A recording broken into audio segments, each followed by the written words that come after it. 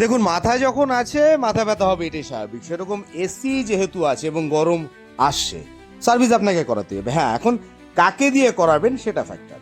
হতে পারে আপনার পুরনো লোক, হতে পারে কোম্পানির কোনো লোক, হতে পারে কোনো সার্ভিস সেন্টারে বা যে কেউ। একটা জিনিস মাথায় রাখতে হবে, কাজটা সঠিক করছে কিনা। যাই হোক, এই যে সার্ভিসটি আমরা করছি, এটা একটা ফাঁকি বলবো। আমি কেন বলবো, ক্লায়েন্টকে আমি বলেছিলাম এটাকে খুলে সার্ভিস করানোর কথা, বাট উনি বলছেন না না, খোলার প্রয়োজন নেই। এর আগে যে টেকনিশিয়ান এসেছিলেন সে বোধহয় বলেছে এসি খুললে খারাপ হয়ে যায়। তো এনিওয়ে, ওনার যা নোংরা ছিল, যদি খুলে সার্ভিসটা করতে পারতাম তাহলে খুবই ভালো হতো।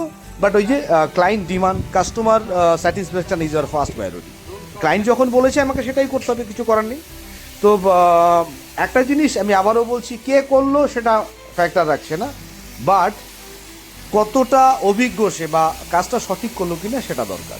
সার্ভিস সঠিক করা প্রয়োজন আছে। যদি সার্ভিস সঠিক না করেন, অনেকদিন যদি সার্ভিস ঠিকঠাক না হয়, তাহলে কী হয়, কম্প্রেসার হাই অ্যাম্পিয়ার না শুরু করবে, ফেন্স থেকে শুরু করে কন্ডেন্সার, কুলিং কয়েল যদি জ্যাম হয়ে যায়, অটোমেটিকলি ঠান্ডার কোয়ালিটি ডাউন হয়ে যাবে এবং ঠান্ডা হতেও সময় নেবে, ইলেকট্রিক বিল বেশি আসবে এবং কম্প্রেসার ওভারহিট হয়ে খারাপ হয়ে যেতে পারে, এমনকি আগুন পর্যন্ত লাগতে পারে।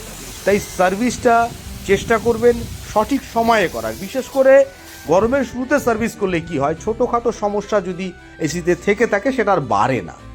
কিন্তু যদি আপনি সেটাকে লেট করেন, একটু ডিলে করেন, না ঠিক আছে চলছে চলবে পরে করাবো, সেক্ষেত্রে কিন্তু ছোট সমস্যাও বড় হতে পারে। তাই সকলে চেষ্টা করবেন গরমের শুরুর দিক থেকে যাতে সার্ভিসটি আপনি কমপ্লিট করে রাখতে পারেন। ভিডিও ইনফরমেটিভ হলে অবশ্যই একটি লাইক, কমেন্ট, শেয়ার। সকলে সুস্থ থাকবেন। নমস্কার।